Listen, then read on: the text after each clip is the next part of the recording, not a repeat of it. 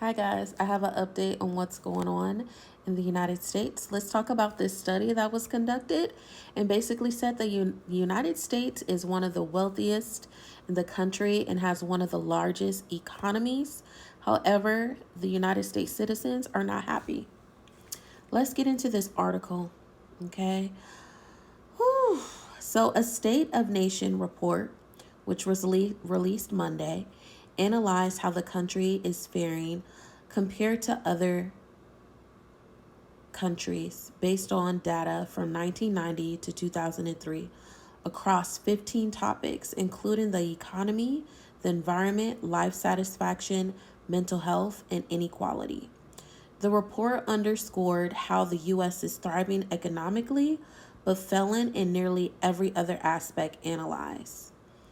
The report summarizes findings by classifying the U.S. as a nation of extremes.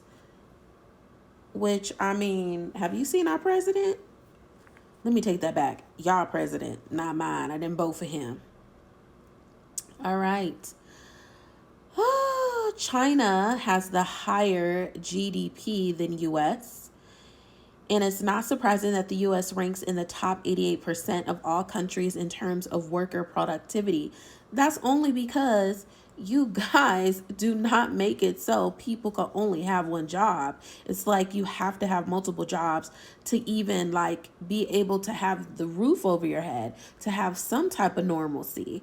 And that's not okay. The cost of living is high. Groceries is high. Rent is high.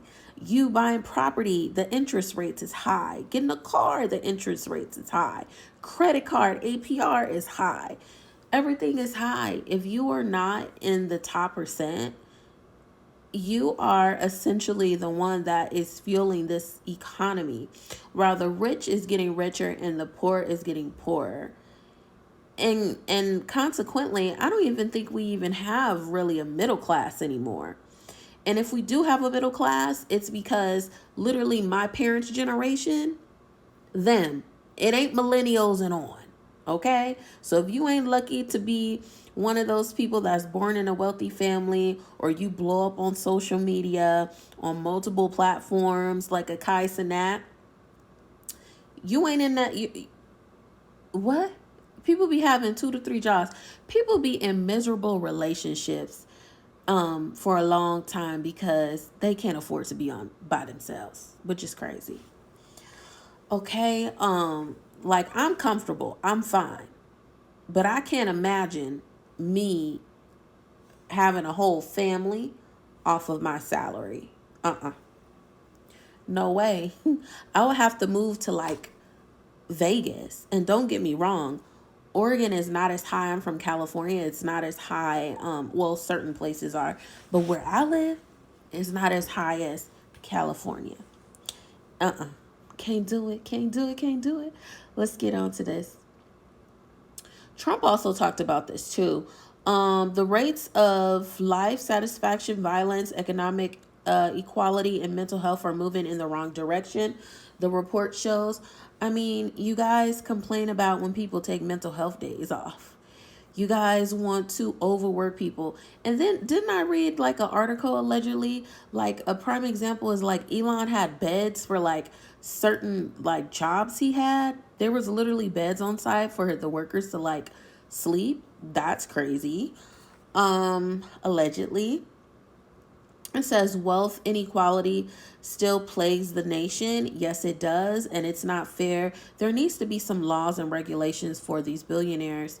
I get it. You worked hard. Whatever you did, you grew to billionaire status. But I think there needs to be some type of regulations that you cannot monopolize and get into a whole bunch of industries. Because too much of one thing is too much. And you can't tell me once you get I don't care who you are, what type of billionaire you are. I think billionaires are not happy because you have money. You could do whatever you want to do, your wildest dreams. And then that's when you get all these weird, sick ass ideas. And then people want people to like work like robots, and you're just out of touch with reality and the common person. No one in America or no one across like internationally should have to work multiple jobs just to have their basic needs met. That is absurd. So, all this rhetoric talking about you want to make America great again. Well, baby, you need to put it back of the silent generation and the baby boomer generation, when y'all actually paid most of the people healthcare plans, when the pension plans was good. You guys weren't tripping.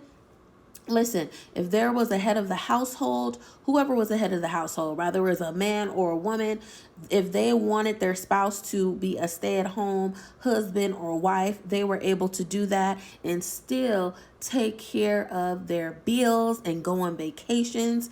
If that's what make America great again means, then yeah, do that. But y'all not doing that. Y'all want to work people like slaves, and then you don't even want to pay for people insurance, and then the insurance that you do give them, it's like they're paying most of it, and it's shitty insurance. So it's just bullshit. It's bullshit. People can't buy like a house based off of one salary anymore. Don't get me started. And I don't see it getting any better anyway, because it just seems like it's crazy. Anyway, poverty levels in the U.S. are quite high, with 70% of countries outperforming the U.S. These wealth gaps could also feed into Americans' low life satisfaction and mental health rankings. People' mental health is impacted because all they do is work. That is not healthy. Work, sleep, bang, bang, sleep. You know what I'm saying? Anyways.